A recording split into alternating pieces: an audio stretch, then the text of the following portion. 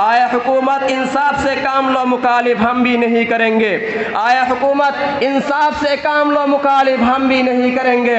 اگر شریعت پہ ہاتھ ڈالا، اگر شریعت پہ ہاتھ ڈالا، اگر شریعت پہ ہاتھ ڈالا تو یاد رکھو نہ تم رہو گے نہ ہم رہیں گے۔ الحمد للہ وحدہ والصلاة والسلام علی رسولہ من لا نبی بعدہ، اما بعد فقد قال اللہ تعالی فی کلامہ المجید اعوذ باللہ من الشیطان الرجیم ولا تهنوا ولا تحزنوا وانتم الاعلون ان کنتم مؤمنین، صدق اللہ العظیم۔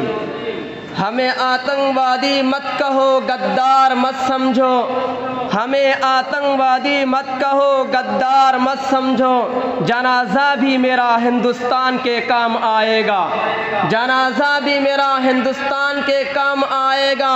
ذرا پوچھو تو آزادی میں کس کا خون گرا زیادہ، ذرا پوچھو تو آزادی میں کس کا خون گرا زیادہ، وطن کے ذرے ذرے سے مسلمان کا نام آئے گا۔ محترم المقام جناب اساتذہ اکرام اور میرے سامنے بیٹھے ہوئے عاجز ساتھیوں، میں آج آپ حضرات کے سامنے ہندوستان کے مسلمانوں پر ہونے والی سیاسی ظلم و ستم اور دین اسلام کو جڑ سے ختم کرنے کی جو کوششیں ہو رہی ہیں اس کے موضوع پر کچھ عرض کرنا چاہتا ہوں۔ امید ہے کہ آپ حضرات بغور سماعت فرمائیں گے۔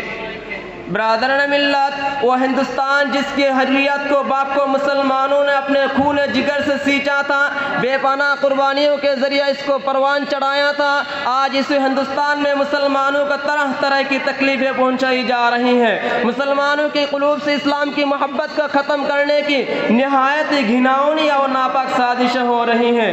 یوں تو ہندوستان کے کسی بھی دور میں مسلمانوں کا حامی کوئی نہیں تھا، لیکن جب سے فرقہ پرستوں نے ہندوستان میں جنم لیا اس وقت سے مسلمانوں کی رہی صحیح سکون چین چھن گئی ہے، کیونکہ ان فرقہ پرستوں نے ہمہ وقت مذہب اسلام کو مٹانے کے لیے نہ جانے کیسی کیسی رچنا رچی ہے۔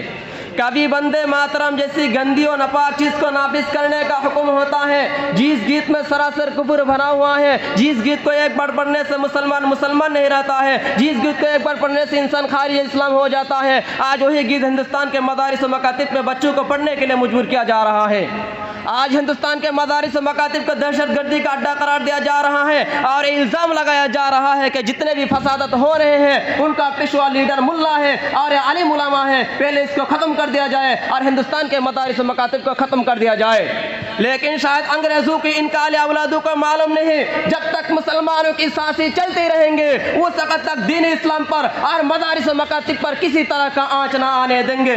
کسی شاعر نے کیا خوب کہا ہے، ہم تمہاری دھمکیوں سے خوف کھا سکتے نہیں، ہم تمہاری دھمکیوں سے خوف کھا سکتے نہیں، ظلم کے آگے ہم اپنا سر جھکا سکتے نہیں۔ عزیزان گرامی، اگر وطن ہمارا جان مانگے تو جان دیں گے، اگر وطن ہمارا مال مانگے تو مال دیں گے، اگر وطن ہمارا اولاد مانگے تو اولاد دیں گے، اگر وطن ہمارا تن من دھن سب کچھ مانگے تو دے دیں گے، لیکن اے نہیں ہو سکتا کہ مسلمان نبی کریم صلی اللہ علیہ وسلم کی جاہ و جلال دے، یہ نہیں ہو سکتا کہ مسلمان آخرات کو چھوڑ کر دنیا کو ترجیح دے۔ آپ حضرات کو وہ تاریخ یاد ہوگی جب انگریزوں کی ظلم زیادتی حد سے آگے بڑھ گئی تو سب سے پہلے شاہ عبدالعزیز علیہ الرحمہ نے میدان جہاد میں بے جھجک کود پڑی اور انگریزوں کے خلاف جہاد کو فرض قرار دیا، جس کے نتیجے میں مسلمانوں کو مصائب اور مشکلات کے کن کن مراحل سے گزرنا پڑا۔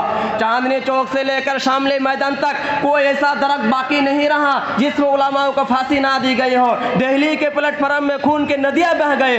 ملت اسلامیہ کے نوجوانوں، آپ حضرات مجھے بتائیے، کیا مسلمانوں نے جنگ آزادی اس لیے لڑی تھی کہ وہ صاحب اقتدار ہو جائے؟ کیا مسلمانوں نے اپنے جسم پر زخم اس لیے کھائے تھے کہ حکومت کرے؟ کیا مسلمانوں نے اپنا خون اس لیے بہایا تھا کہ حاکم بنے؟ نہیں، ہرگز نہیں، بلکہ دین کو برقرار رکھنے کے لیے، اسلام کو برقرار رکھنے کے لیے، ہندوستان میں امن و صلح کو برقرار رکھنے کے لیے۔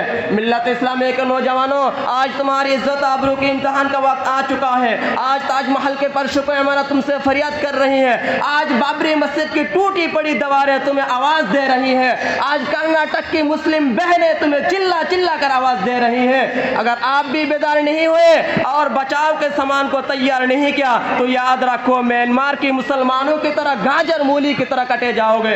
जिस तलवार से माँ को कत्ल किया गया उसी तलवार से उसके बेटे को भी कत्ल कर दिया गया। लिहाजा अपने अंदर इत्तेहाद और इत्तेफाक को पैदा कीजिए। मैं आखिर में एक शेर के जरिए अपने मौजू को खत्म करना चाहता हूँ। आया हुकूमत इंसाफ से काम लो, मुखालिफ हम भी नहीं करेंगे। आया हुकूमत इंसाफ से काम लो, मुखालिफ हम भी नहीं करेंगे। अगर शरीयत पे हाथ डाला, अगर शरीयत पे हाथ डाला, अगर शरीयत पे हाथ डाला तो याद रखो ना तुम रहोगे ना हम रहेंगे। व आखिरु दावाना अनिल हम्दुलिल्लाहि रब्बिल आलमीन।